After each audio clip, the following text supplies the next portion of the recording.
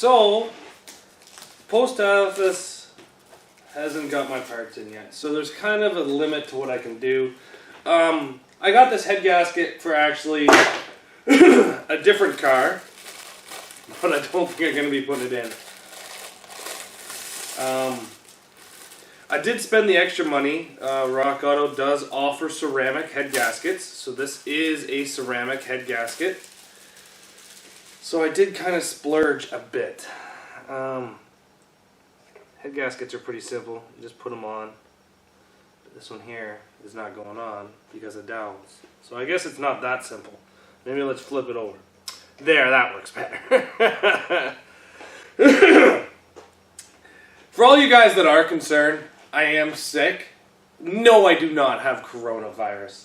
I got back from Dominican from plus 30, 35 degree weather, and I got sick because I came back and wore shorts, t-shirt, and sandals. All the way to my car, all the way home. So, the wife has been tested for corona. I don't like going to the hospital, so she went and got tested. She doesn't have it, which means I don't have it. And I think the mass hysteria is going kind of crazy for this coronavirus right now. I don't have it. And everybody that does get it, I'm sorry for you, but yesterday we got this head machined after my 12-hour shift.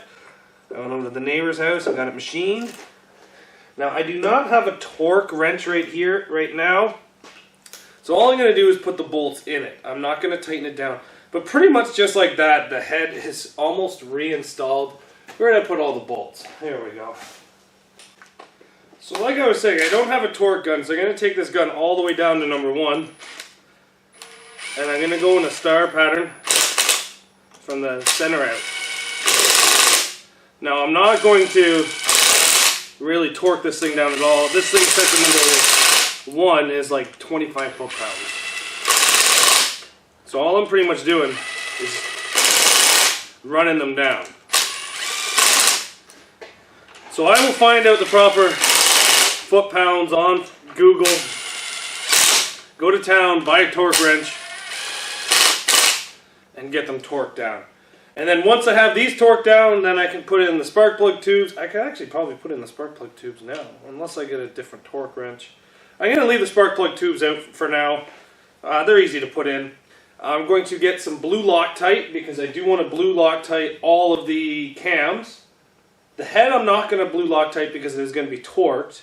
The cams are going to be torqued as well, but they're much smaller, so smaller foot-pounds, I'd rather have blue Loctite on them.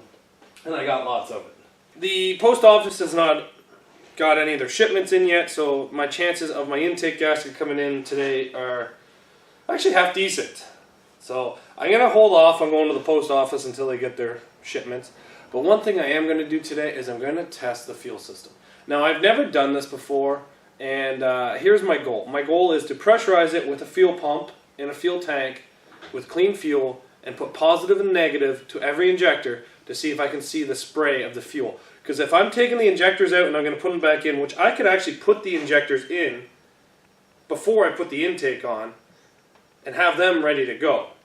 So that's what I'm probably going to do now, is I'm probably going to check the injectors, make sure they're all working really good. If they're not, pull the injector off another car and make sure that I have all this thing working perfectly. Because if I'm taking this thing apart, I'm making sure it's good to put back together. And all the frost plugs in this one look pretty good. They don't look soft at all. So that's another bonus, because I should do them while it's out. So let's try to rig up something here with the fuel rail and see what I can come up with. So what we have here is a pretty big jimmy rig setup. We have my booster battery. This is a battery that I carry around that's just got 1.5 foot little booster cables on. I use it to start cars on my property. What we have it do is hooked up to a fuel pump here. So that's negative, this is positive, that's positive, this is positive.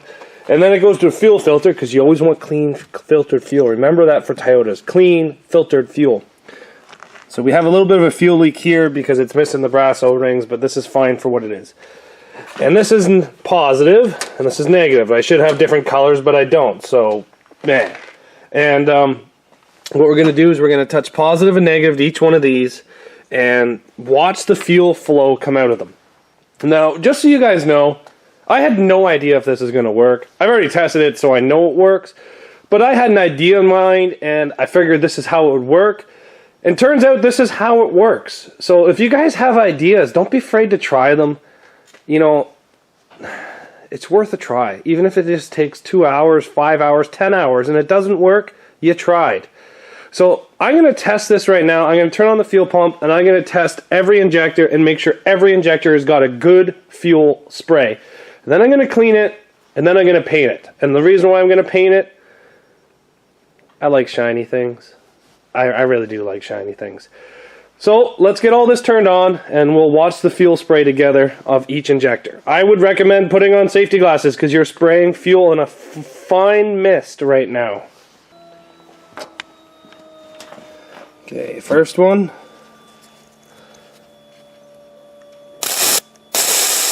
Looks like a good spray.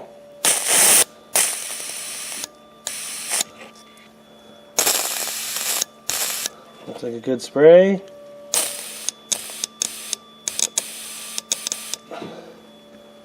Oh, that one blew apart. Turn off the fuel pump. Let's try that again. I forgot. These injectors might blow apart because now you're pressurizing the system. Oh, God. There, it's got fuel pressure. I'm not going to increase the fuel pressure. Jeez.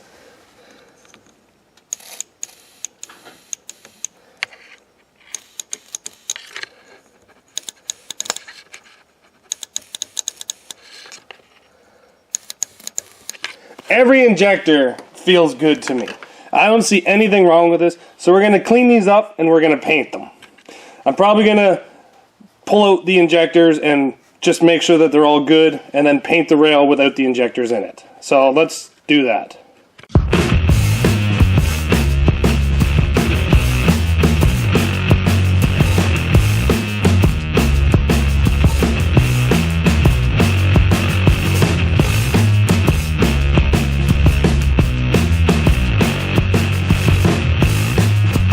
So one thing I realized is that this thing here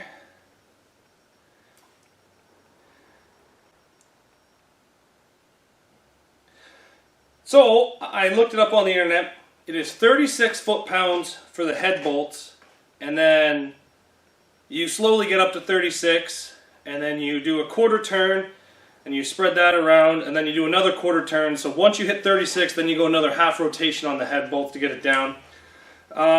I don't know what that actually ends up at, but this one here actually does go low enough to do 36 foot-pounds. So I'm pretty happy about that. And foot-pounds and Newton meters. So we'll be doing that here in sequence. We're going to be starting in the middle and working our way out in a star shape. And then once we get that done, we'll come back to it.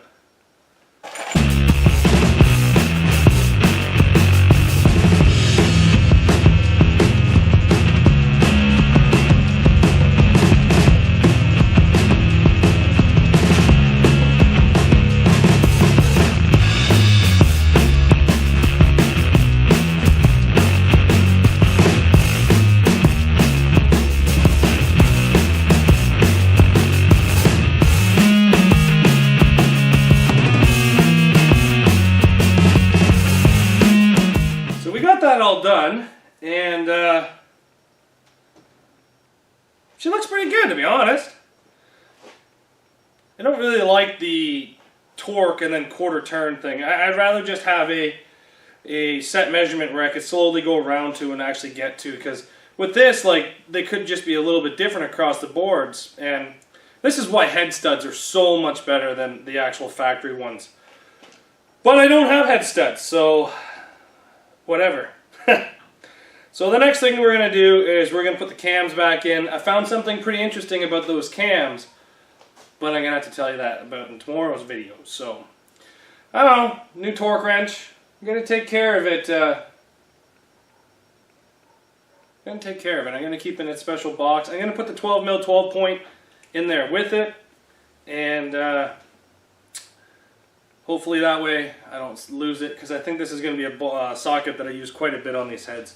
So thanks for watching, guys, and be sure to like and subscribe, and hopefully this thing runs and turns out some power. If you guys are wondering, we took about 15 to 20 thou, I think it was about 20 thou off the heads. That isn't a whole lot. It's honestly just enough. So, make sure you guys come back here tomorrow, and we'll continue putting this thing back together. I think my Rock Auto boxes are in the mail, so we're going to go take a look at that later on today, and install the cams. So, see you guys back here tomorrow.